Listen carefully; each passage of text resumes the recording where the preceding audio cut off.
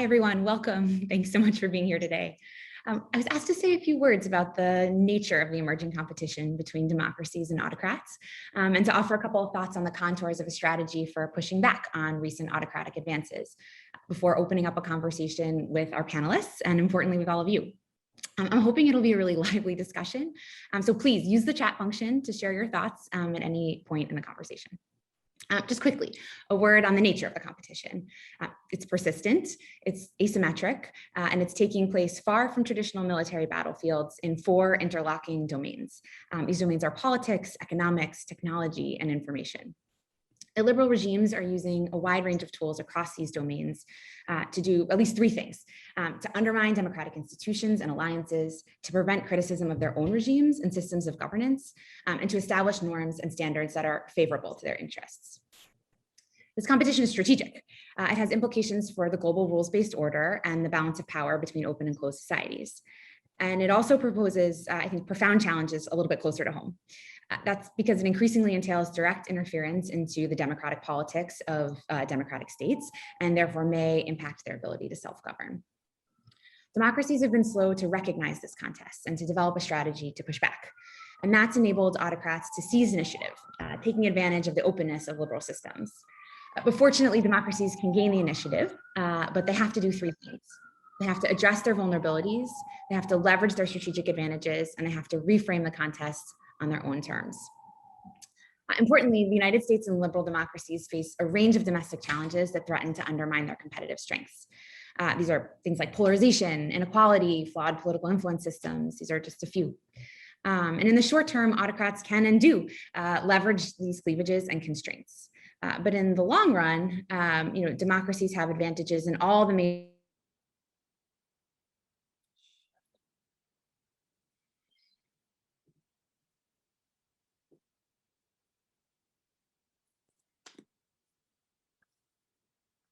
dynamism attracts global talent and spurs innovation, and the competition of ideas fosters competitive, creative, and productive debates. These attributes represent lasting strategic assets, but I think recent history shows that they are not going to leverage themselves. So democracies need a strategy to seize on the advantages of open systems, to build resilience into democratic institutions, and to exploit the brittleness of authoritarian regimes. This is going to require new ways of thinking, including an understanding of the increasingly blurred distinction between domestic, foreign, economic policies. And it's going to require articulating an affirmative, forward-looking vision that's fit for today's purpose. It'll also require that democracies look inward and reinvest in themselves. Last year, the Alliance for Securing Democracy, which I represent, convened 30 national security experts from across subdisciplines to begin to devise such a strategy. And they concluded that this undertaking would require 3 lines of effort.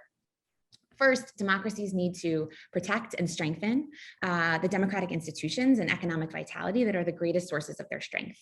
This means renewing investments in civic engagement and education to inspire participation, increase financial and political transparency, because these are essential for building trust in institutions, for closing avenues for interference, and for ensuring that democratic governments can deliver for their citizens.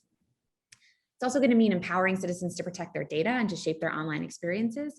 And it's going to mean investing in strategic technology and critical infrastructure and attracting and retaining the next generation of STEM talent. In the second big bucket, democracies are going to need to adapt and update the institutions, structures, processes, and norms that will enable them to manage new challenges, recognizing that there are major shifts underway in how power and influence are exercised. This is going to mean building mechanisms to integrate technology policy into domestic national security and foreign policy deliberations, and to develop pipelines for bringing tech talent into government. It means more cooperation and information sharing between the private sector, civil society sector, and government. And it means that we need to work with allies to develop and advance a common model of internet governance that's open, transparent, and accessible. And then finally, democracies need to leverage and prioritize their leading advantages, so taking the battle to authoritarians. And that means harnessing truth to proactively contest the information space, recognizing that open information poses threats to autocrats who depend on strict information control.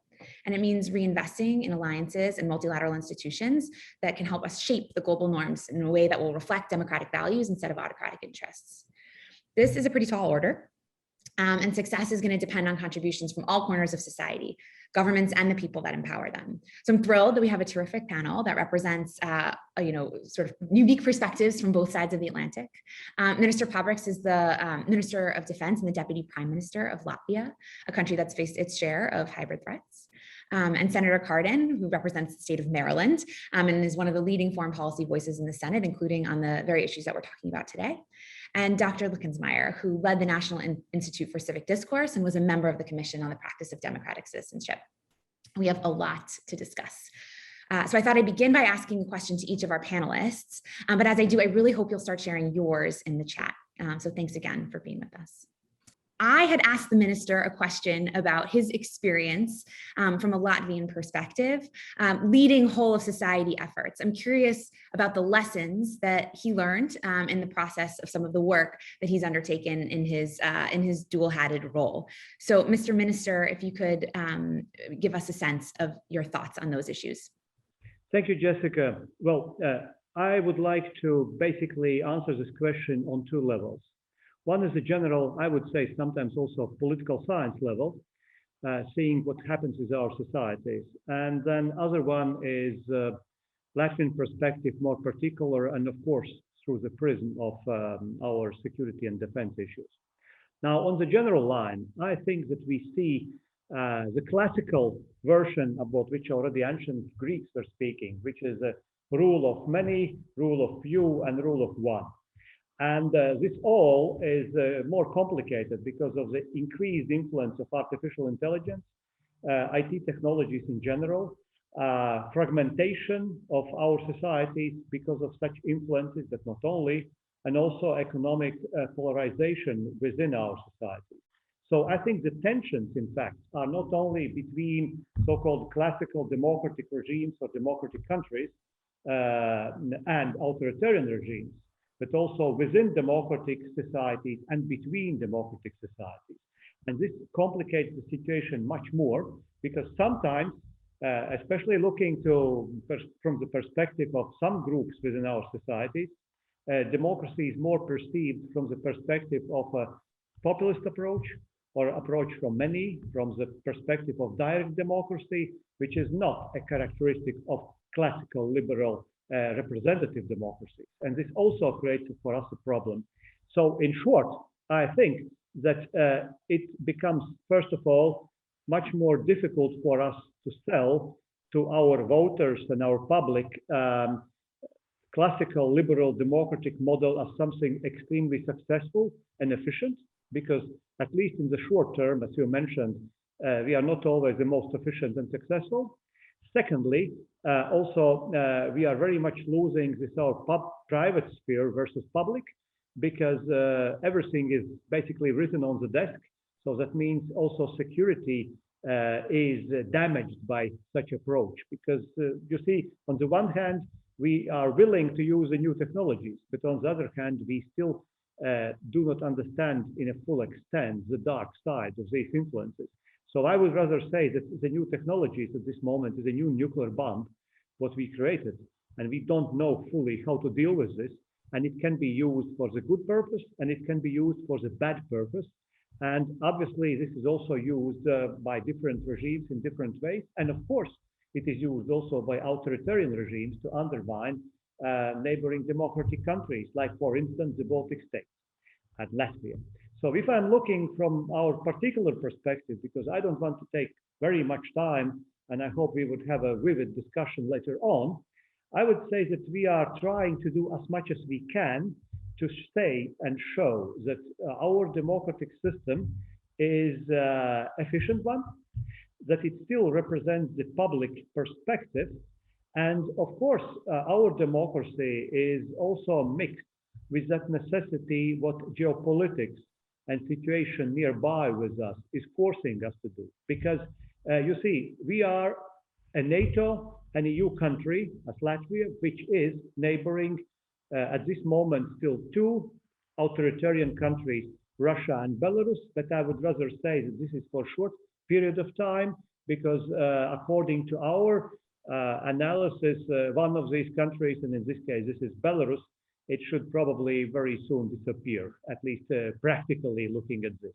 Theoretically, it still might be there, but practically this regime, I think, is getting fully integrated into Russia, which also possesses or poses us an imminent threat. Now, not only as a democratic system, but as a nation state.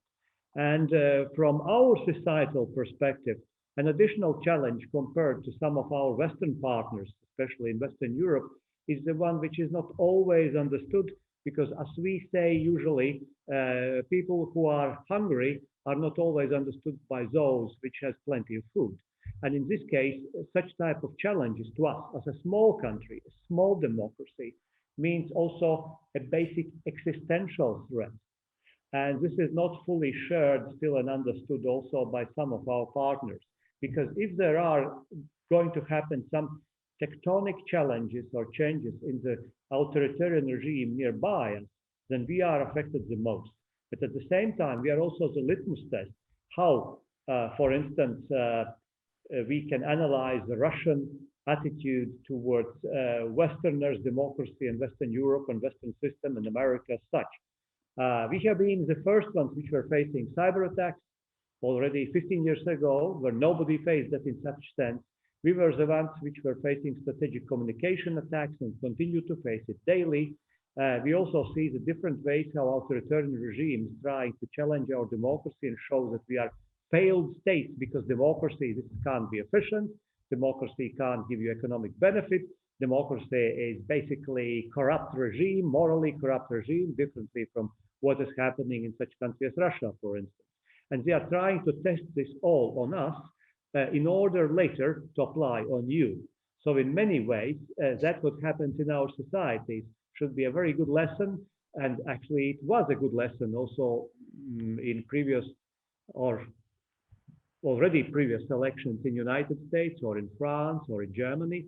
And this is why in the Baltic states, we always try to be proactive. And in Latvian case, some years ago, we established this NATO Excellence Center for Strategic Communication, exactly to deal with analysis, how the modern technologies influence the mind, how the fake news are created, how they influence policies. Our friends in Estonia were very ardent to turn disadvantage of cyber attacks into advantage by creating a NATO Excellence Center for Cyber, which is also a very important thing.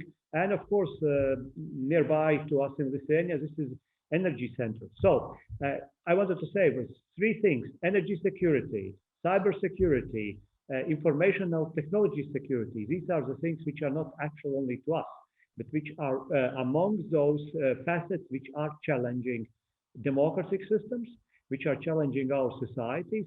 But in many ways, we also should look for answers into our own creature, which is this new technologies, and also our cooperation, or sometimes not cooperation, with big corporations and industries like Facebook, like Apple, like Google, like others, because in many ways these are states within states, which are also in many ways negatively, not only positively, affecting our democratic systems. Thank you at this moment. Thank you. That was extraordinarily helpful. You spoke about sort of the history of Russia's activities in its own neighborhood and what that's meant in terms of sort of foretelling what's to come for those of us who sort of live farther west.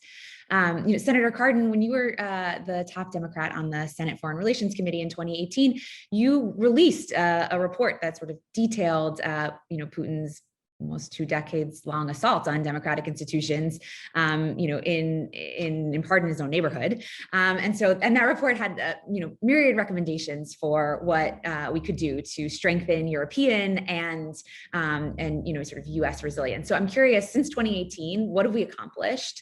What's left to do? What's first on your agenda?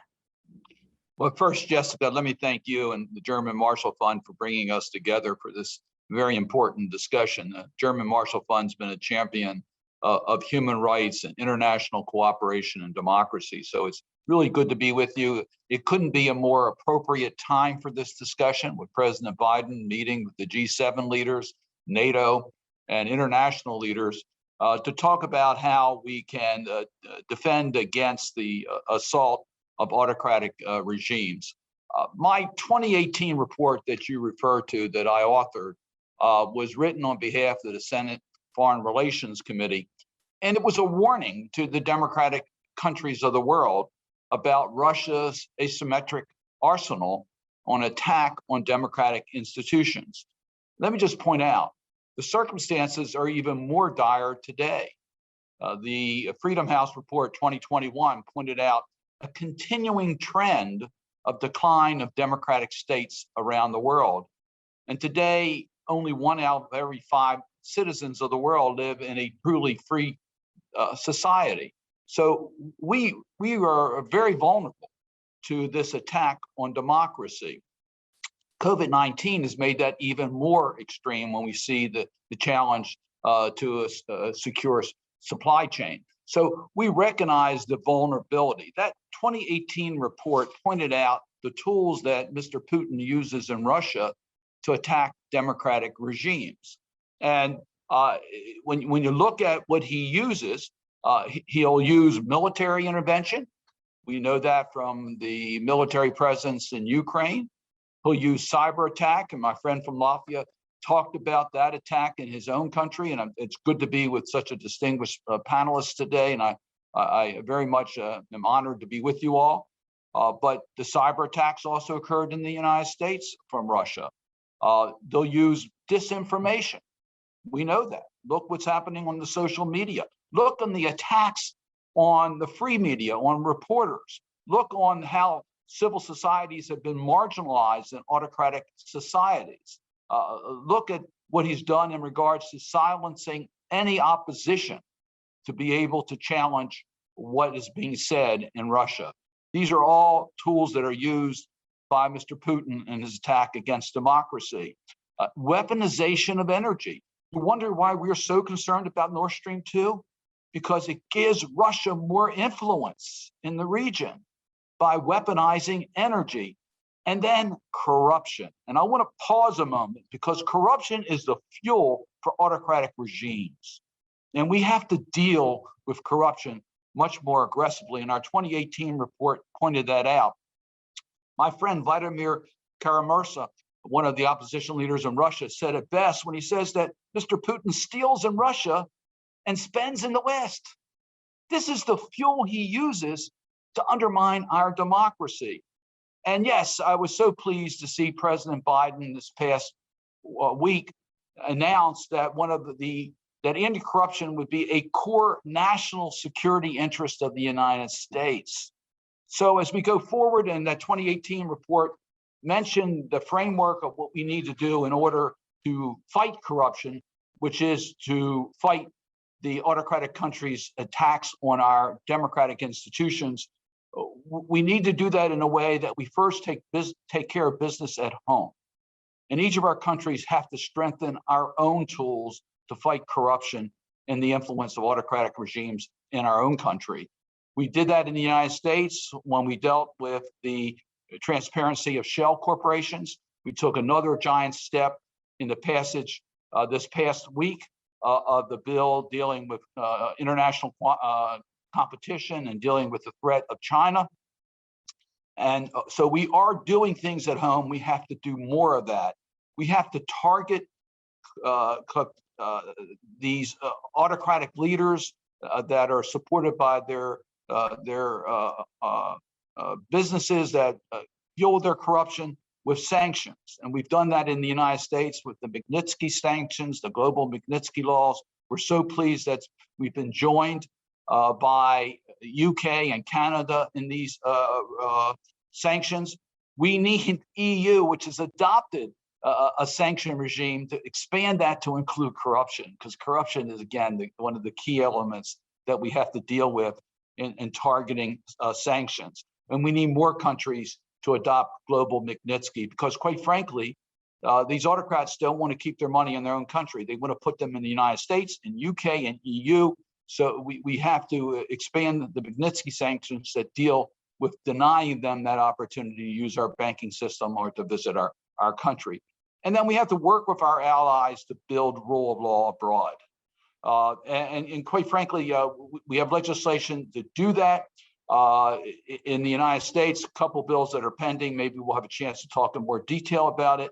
One is a bill that I introduced from Senator Young, bipartisan bill, that would set up a rating system for every country in the world on how well they are doing in fighting corruption. So we have international standards and expectations, as we do on trafficking in persons, a similar type of regime to rank every country and consequences for those countries that don't meet the minimum standards. A global response by the democratic states that would have a major step forward. And the Crook Act that I've introduced with Senator Wicker, again, a bipartisan bill that would establish international funds so we can take advantage of world events to advance democratic states. We saw that opportunity in Ukraine, and quite frankly, I'm not sure we took full advantage of that opportunity, and we needed resources. This bill would give us resources to respond to those types of opportunities. And then lastly, we have to work with our allies. That was one of the key findings of the 2018 report. One country can't do it alone. We got to work together. And that's why I'm so pleased that President Biden is meeting with our allies this past week to establish a global response by the democratic states to the threats that we have, not just from Russia, from the One Belt, One Road initiative from China, and we could go on into the other issues. And we have to work with our international organizations. Let me just put a plug in for the United Nations, the Sustainable Development Goals. We need to fund those Sustainable Development Goals, particularly Goal 16, which deals with good governance. We need to engage at every level we can to fight corruption, because quite frankly, if we don't stand up to corruption, we're going to see that the report that we saw this past year that showed a trend line towards the decline of democracies only continue into the future. We got to stop it. We got to stop it by fighting corruption and have a game plan to do it. And that's why I was so pleased that the German Marshall Fund is holding this forum. Thank you. Thanks to you. There are a lot of common threads here. This focus on, fighting corruption as a way of demonstrating that democracies can deliver and sort of closing avenues for interference in our politics, while also sort of going on offense and exposing some of the failings and false promises of autocratic regimes. I think that was very much a common theme, as was this need to work with allies and partners on a range of issues, technology, but technology is not the only one. Corruption is another. Another common theme that I think we also saw throughout the remarks today is this focus on looking inward and reinvesting at home and building our resilience at home. And with that in mind, I was hoping to draw Dr. Luckensmeyer into the conversation, and ask, as an expert in deliberative democracy, when we think about shoring up democratic practice, there's many lines of effort that we could begin to undertake, because as as well as anyone, there's no one cause for some of the challenges that we're facing, and probably no one solution, but we can't do it all and all at once. And so I'm curious, what lines of effort do you think are the most important? What should we go for first? Dr. Luckensmeyer, I think you're still on mute. As often as we all do these Zoom calls, I can't believe I forgot to unmute.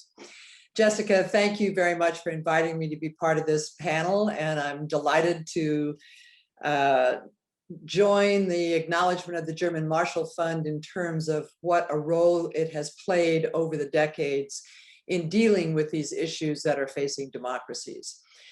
Unlike the previous two panels, I will focus most of my comments on the domestic, what do we need to do internally? And what I think we all understand is that the kind of existential threat that democratic institutions have been facing around the world, but here at home in the United States in a way that we haven't seen before in modern politics, you have to deal both with the structural threats to our democratic institutions and to the cultural social norms that have been so profoundly degraded.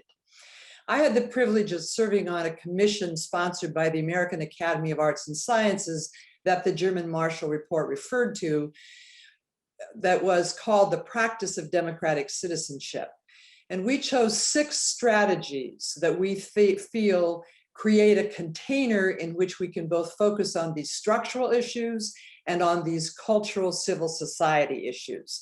So structurally, we really looked at what have we learned in the last 10 years about the way in which rule of law, the way in which our social norms have not held at the national level. And we're proposing things like adding seats to the House of Representatives, Today, each representative covers 750,000 people. And by adding more representatives, we could possibly create a closer link between representatives and the constituents they are trying to represent. We suggest terms on the Supreme Court. We have now seen whether it's mainly liberal or mainly conservative. The lifetime assignment to the Supreme Court has created a disconnect in terms of how the world has changed over the lifetime of those members. But let me focus more on the side that you mentioned, Jessica. What's happened to us in terms of our civic engagement? What's happened to us in terms of our citizens' belief in our democratic institutions? And here I will again say exactly what the Deputy Prime Minister said and Senator Cardin said, that over the decades, democracies have failed to produce for their citizens what are needed: fair economic outcomes, the ability to be confident that I will be able to vote and that my vote will be counted as I cast it. So it's become a very fundamental trust issue. What we've seen here in the US in these same decades is not only have citizens lost their trust in our democratic institutions, but tragically, because of the hyperpolarization, because of disinformation, because of people now having news sources which only confirm their pre-existing beliefs and biases, we now don't trust each other as people. We now, in our communities, in our families, in our churches, in the places we work, we are finding a kind of demonization of the other that has to be dealt with on an individual by individual basis to rebuild that community trust. On the positive side, what we've seen happen, I've worked in the field of deliberative democracy and building bridges for 30 years. And what makes me hopeful is that in the last 5 years, literally hundreds of citizen-led efforts across the United States have recognized that this gap in trust between each other is wrong and has to be dealt with. So in every community we visit for the listening sessions of our commission, or in the 60,000 citizens that the National Institute for Civil Discourse engaged in bridge building conversations, in every state, we came across citizen-sponsored efforts that are making a difference on the local level. So I think one of the principles that we now know here, and my guess is the same thing has been discovered in Latvia and in the rest of democracies that are struggling with this rebuilding of trust between citizens has to happen at the community level. It has to happen where people are dealing with how do we in fact discover how to live together again in a way that our community is not split.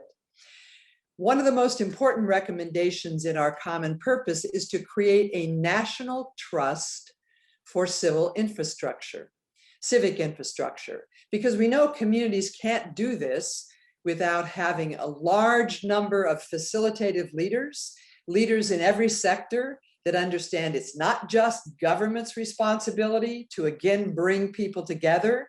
Business plays a role in that. Faith-based organizations play a role in that. Education plays a huge role. We also have to have safe community spaces. One of the things that surprised me most when I founded America Speaks and went to communities all over the country, most cities in this country no longer have public spaces that every member of the community feels safe going to. Libraries are still excellent at that. Churches are still excellent, but churches now have ideological divides. So the way many communities are figuring out how to bring people together, a great example in Tucson, Arizona, a very prominent Episcopalian church and a very prominent conservative Methodist church said, we've got to bring people together, but let's alternate. We'll meet in the liberal church one week, we'll meet in the conservative church the next week. So enough community spaces that are safe for people to come together. The issue of disinformation. I actually believe that one of the most challenging here in the United States and worldwide is a loss of commitment to a fundamental basis of truth. And we are experiencing in the US that is most difficult to deal with the mass media and social media. So we're calling for a huge investment in reinventing and innovating local media, where we have a shorter term, higher possibility of developing voices in the media that are trusted by people, whether they're on the right or on the left. We also know that we really have to have a massive resource. The Deputy Prime Minister mentioned this. We can't rebuild trust in each other and trust in our governmental institutions without investing in this in a serious way. Where do we actually have the resources from the government, from business, and from civil society, so that community by community, we actually can build these resources that we know can combat disinformation and can rebuild trust between people, each other, and our governmental institutions. Thank you. That's so helpful. We have very quickly come to the end of our time, but I want to very quickly draw in some of our listeners. Somebody's posed the question, what we've talked quite a bit about the challenges that democracies are facing. What leaves you hopeful about the future of democracies? And Dr. Luckensmeyer gave us a point of light in her remarks, but I was hoping, Mr. Minister and Senator Cardin, that you might be able to, leave us with that thought and any others that you wish to leave us with. Well, you mean what we should do? Or I'm interested in what leaves you hopeful about the future of democracies in light of all of the challenges that they are facing. And if there's maybe one thought about the most important thing that democracies can do next, or should be first on the agenda, we'd love to hear that too. Well, I think, as previous speaker mentioned, no matter is it democracy or is it authoritarian regime, very much of power, and politics, it is about power in some way, definitely. Very much of success lies into this very important word, what Madame you mentioned before, which is trust. You cannot argue that one president of the United States is much smarter than another one, or some other characteristics. It's a question, do public trust or not? And I think looking also to those meetings, what we are convening in different levels among ministers and presidents and prime ministers, I think that we in our mindset, we still did not adopt really to those challenges of 21st century. We are still thinking, particularly in the Western societies, if I may say so, because there is a difference also between us here in the northern or northeastern Europe and very Western Europe.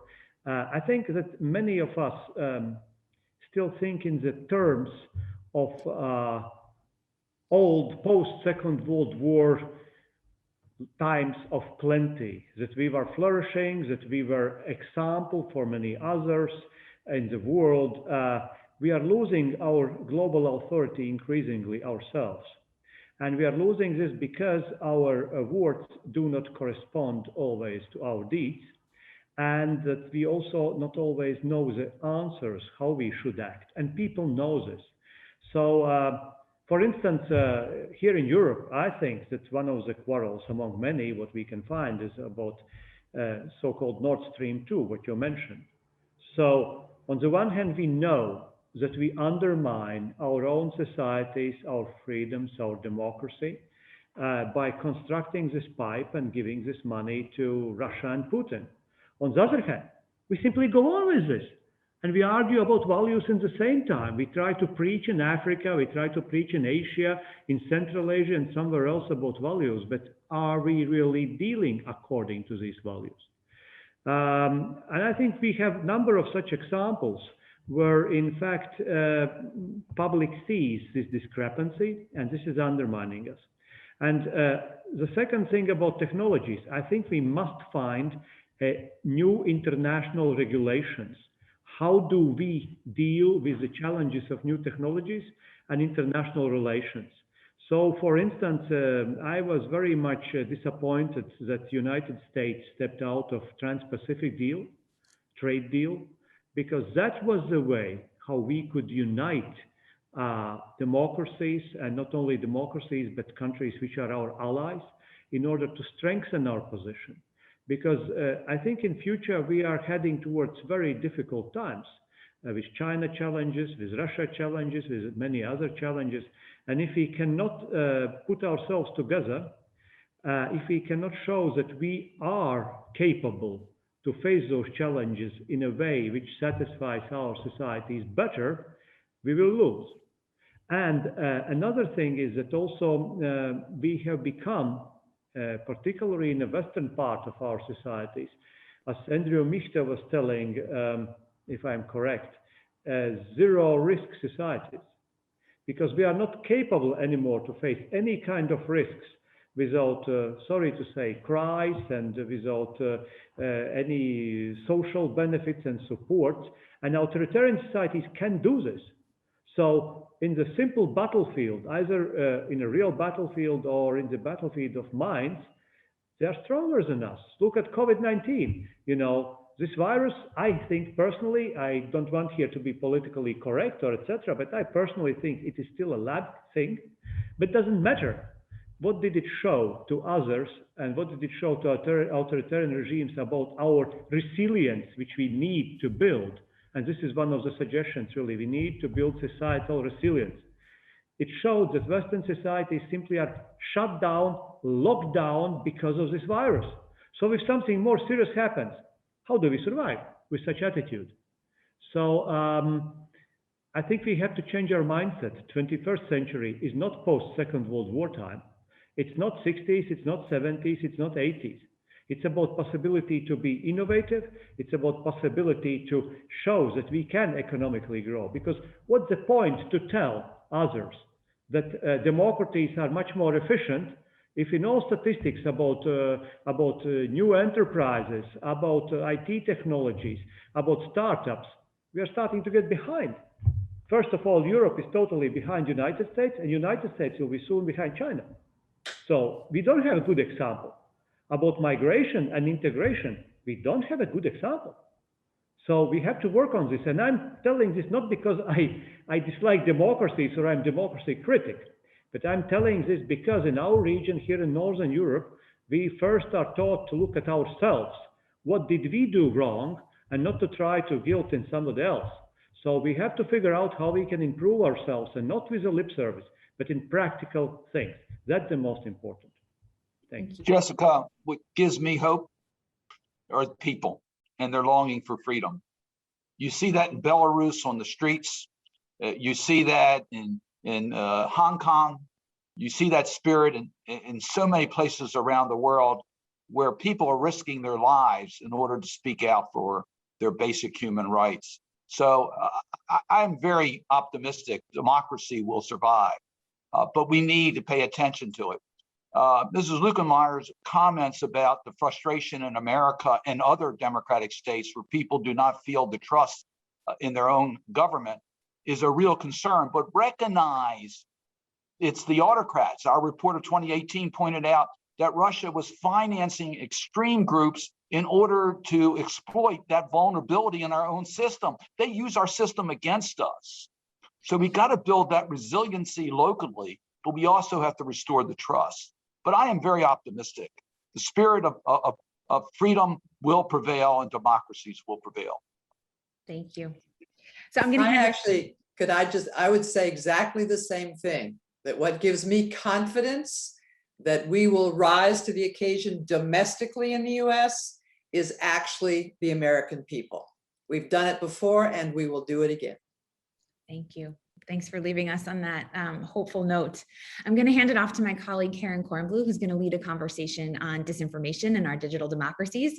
So carrying forward many of the themes that we've discussed here, they're going to talk about what governments and civil society, importantly, civil society and the American people, among others, can do to dampen the spread of disinformation. So I hope you'll tune in. Thanks again to our colleagues for joining us. Thanks for having us.